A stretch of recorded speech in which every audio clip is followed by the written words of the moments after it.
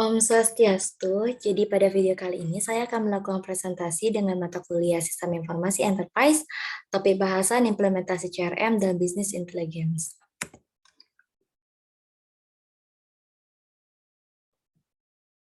Perkenalkan, nama saya Nyomanida Indira Sudiasta Putri dengan NIM 2115091088, nomor absen 34. Yang pertama yaitu penerapan metode CRM pada perusahaan Indofood. Dalam 2 dekade terakhir, Indofood telah bertransformasi menjadi sebuah perusahaan total food solution dengan kegiatan operasional yang mencakup seluruh tahapan proses produksi makanan, mulai dari produksi dan pengolahan bahan baku hingga menjadi produk akhir yang tersedia di pasar. Kini, Indofood dikenal sebagai perusahaan yang mapan dan terkemuka di setiap kategori bisnisnya. Perusahaan Indofood merupakan salah satu perusahaan yang melakukan penerapan CRM atau Customer Relationship Management. CRM atau Customer Relationship Management adalah strategi bisnis yang memadukan proses, manusia, dan teknologi, membantu menarik prospek penjualan, mengkonversi mereka menjadi pelanggan, dan mempertahankan pelanggan yang sudah ada, pelanggan yang merasa puas dan loyal. Penerapan CRM atau Customer Relationship Management pada perusahaan Indofood. Yang pertama yaitu pembentukan fungsi layanan konsumen Indofood, di mana untuk mengelola setiap kritik dan saran dari konsumen, Indofood memberikan fungsi layanan konsumen. Informasi call center dari layanan konsumen Indofood dapat diakses di alamat berikut. Pelaksanaan pengembangan sumber daya manusia dilakukan melalui berbagai program yang bertujuan meningkatkan kompetensi karyawan, daya saing organisasi, dan kepuasan pelanggan. Yang ketiga yaitu meningkatkan kualitas pengantaran dan produk dan ukuran kemasan yang disesuaikan. Prioritas utama Indofood adalah memperluas distribusi dan jangkauan atas jaringan outlet retail tradisional melalui peningkatan jumlah stock point dan outlet retail di daerah-daerah baru. Yang keempat yaitu sistem manajemen logistik yang terintegrasi, di mana dukungan logistik juga akan disempurnakan dengan ketersediaan data yang terkonsolidasi dari berbagai depo dan pabrik melalui sistem manajemen logistik yang terintegrasi. Dan yang terakhir yaitu pengembangan sosial dan komunitas. Perusahaan Indofood berupaya menciptakan masa depan yang lebih baik bagi Indonesia dan masyarakatnya melalui program pengembangan sosial dan kemasyarakatan. Hambatan implementasi CRM pada perusahaan Indofood tentunya perusahaan Indofood pun memiliki hambatan pada saat melakukan penerapan CRM. Hambatan yang pertama di mana perusahaan Indofood harus meyakinkan orang untuk berubah. Salah satu kendalanya yaitu bukan dengan teknologinya, melainkan dengan orangnya langsung. Pegawainya yang masih berusia muda mungkin tidak akan terlalu bermasalah. Lain halnya jika berhadapan dengan pegawai yang lebih tua. Meyakinkan mereka untuk mempelajari sistem baru dan mengubah kebiasaan lama mereka pastinya akan menjadi tugas yang cukup sulit untuk mereka.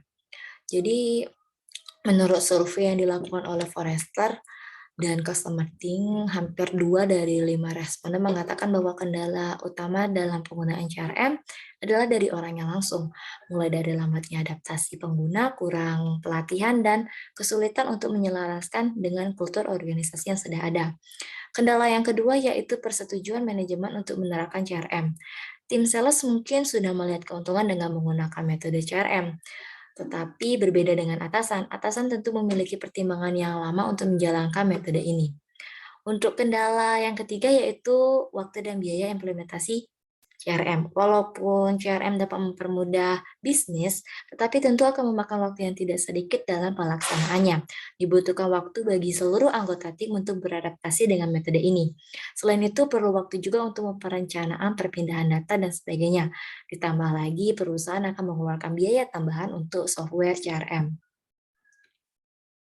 Dampak positif dari implementasi CRM yaitu selain terdapat kendala dalam penerapan metode CRM pada perusahaan Indofood juga memiliki dampak yang ditanggung perusahaan, yaitu perusahaan dapat mengelola dan menganalisis data dengan mudah. CRM dapat membantu dalam pengambilan keputusan dengan cepat. Yang kedua yaitu dengan penggunaan metode CRM sangat berdampak bagi efisiensi proses penjualan dan membantu sales dalam melakukan follow up. CRM dapat berfungsi sebagai software CRM dan manajemen tugas yang akan memudahkan sales dalam memonitoring. Metode CRM juga dapat membantu mengantisipasi kebutuhan pelanggan. Dengan metode ini, pegawai dapat memperoleh data seperti kontak, riwayat pembelian, rekaman percakapan, dan lain sebagainya dengan cepat dan mudah. Dengan seluruh data pelanggan tersebut, perusahaan dapat memahami pelanggan lebih baik dengan mengantisipasi kebutuhan pelanggan. CRM juga membantu untuk meningkatkan layanan kepada pelanggan, meningkatkan penjualan, dan dapat melacak kegiatan dan KPI perusahaan. Yang kedua yaitu penerapan bisnis intelligence pada perusahaan Coca-Cola. PT Coca-Cola Distribution Indonesia dan Ayala Corporation dari Filipina tercatat telah mengadopsi komponen Software Enterprise Performance Management atau EPM dan Business Intelligence BI dari Oracle. Alternatif lain menggunakan produk BI open source yang saat ini semakin populer, yaitu Pentaho. Pentaho Corporation didirikan pada tahun 2004 oleh Richard Daly. Richard sebelumnya telah bekerja di IBM dan bertanggung jawab terhadap bagian Business Intelligence. Pentaho dalam perjalanannya melakukan akuisisi terhadap berbagai proyek open source terkenal dan melakukan perbaikan terhadap seperti G Free Report. Disusul oleh Mondrian, Kettle, and WK, di mana semua lead developer dari proyek ini tetap dipertahankan. Dengan demikian, stack solusi BI untuk Pentaho semakin lengkap dan bisa dibilang tahun 2007 dan 2008 merupakan tahun keemasan Pentaho dengan peningkatan penjualan lisensi. Pentaho menerapkan dua opsi dual lisensi, yaitu gratis dan berbayar, dan meraih banyak penghargaan.